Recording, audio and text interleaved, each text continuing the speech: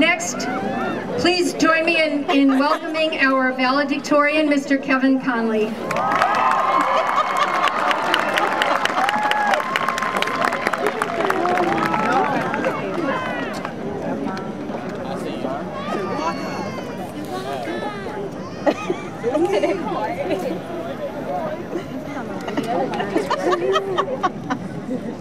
Everybody smile.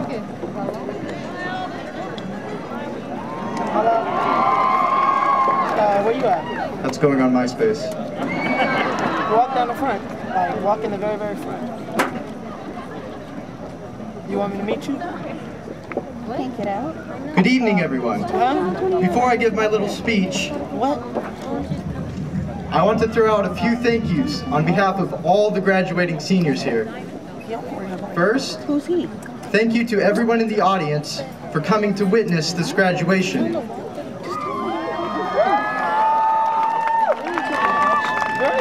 Next, thank you parents for taking care of us over the years.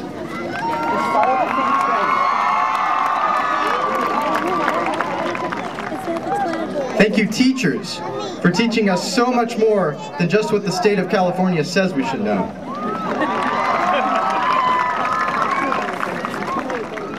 And thank you friends for your support and for making 2008 a year none of us will ever forget.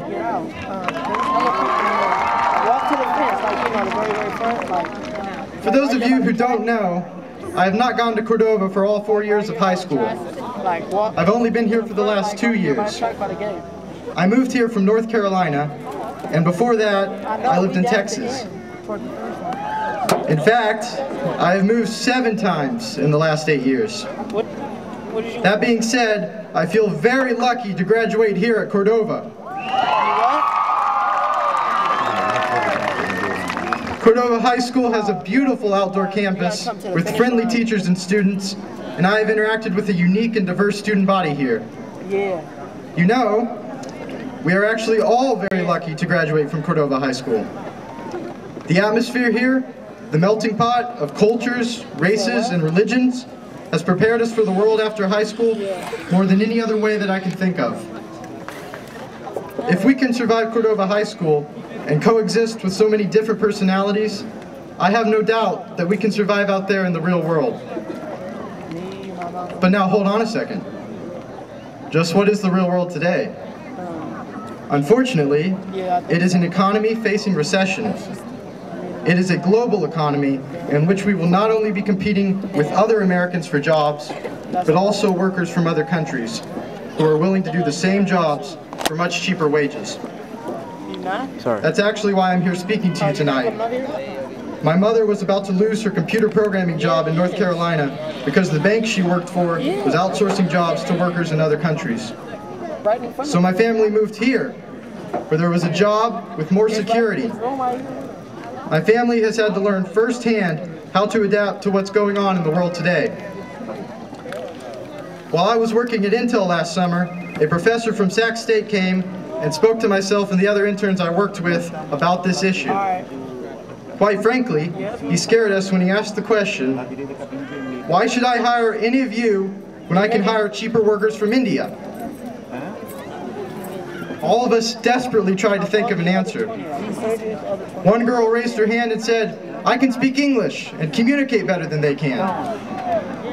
I thought that was a pretty good answer. However, the professor responded, the jobs I'm hiring these workers for, information technology, call centers, manufacturing, do not require much effective communication. I'm sure that you all realize that when you call Microsoft's technical support. We all laugh nervously too. After a while, he wrapped up his presentation, and I was afraid he was going to leave without answering his own question. He asked us if we had any questions, so I went ahead and asked, Professor, what can we do to make sure we're hired instead of the workers from other countries? He looked at me and he said, you've got to make yourself stand out. Learn everything you can, because anything you can do that they can't do will give you an advantage. Don't limit yourself to one career field either. Become proficient in many fields. The world is changing every day, and if you don't change with it, you'll be left behind in the dust. Well, you better start yelling at me. I'm not trying to scare you, although a little fear is good. Former Intel CEO Andrew Grove has actually written a book entitled Only the Paranoid Survive. The title pretty much sums up what the book is about. Basically, to survive in today's world, we have to strive hard to keep up with all the changes that are happening.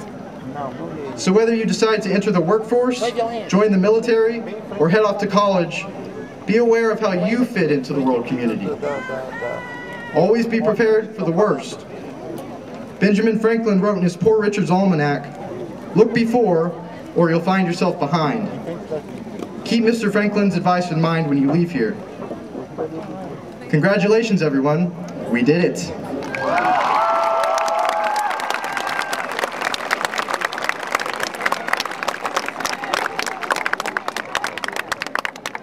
Thank you, Kevin.